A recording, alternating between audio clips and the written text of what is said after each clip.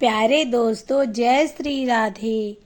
आज मैं आपको एक छोटे से ग्वाले की कहानी बताने जा रही हूँ। आइए शुरू करते हैं।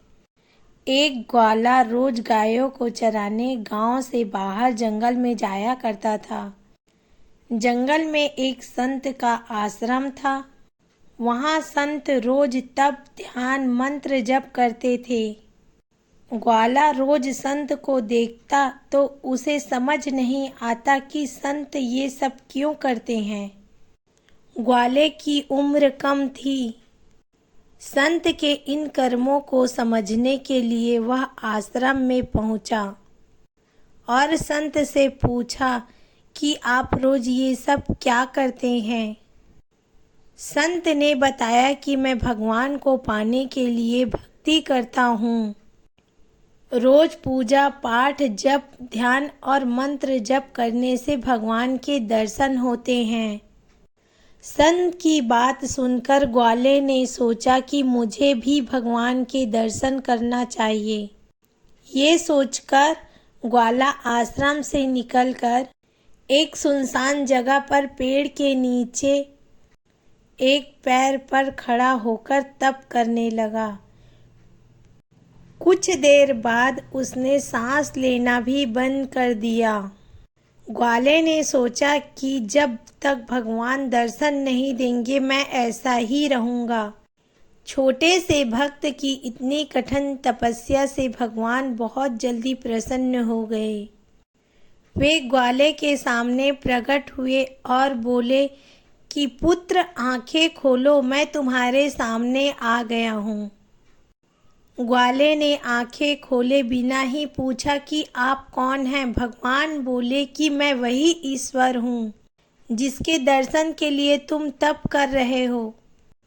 ये सुनकर ग्वाले ने आंखें खोल ली, लेकिन उसने ईश्वर को कभी देखा नहीं था। वह सोचने लगा कि क्या ये वो ही भगवान है। सच जानने के लिए उसने भगवान को एक पेड़ के साथ रस्सी से बांध दिया।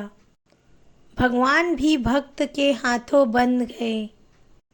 ग्वाला तुरंत दौड़कर उस संत के आश्रम में पहुंच गया और पूरी बात बता दी। संत ये सब सुनकर हैरान थे। वे भी तुरंत ही ग्वाले के साथ उस जगह पर पहुंच गए। उस संत पेड़ के पास पहुंचे तो वहां कोई दिखाई नहीं दिया। भगवान सिर्फ ग्वाले को दिखाई दे रहे थे। संत ने बताया कि यहाँ तो कोई नहीं है, किसे दिखाने लाए हो। तब ग्वाले ने कहा, ये देखो सामने भगवान रस्सी से बंधे हुए हैं, पर संत को दिखाई नहीं दिया। तो ग्वाले ने भगवान से इसकी वजह पूछी। भगवान ने कहा कि मैं उन्हीं इंसानों को दर्शन देता हूँ जो निस्वार्थ भाव से मेरी भक्ति करते हैं। जिन लोगों के मन में कपट, स्वार्थ, लालच होता है उन्हें मैं दिखाई नहीं देता।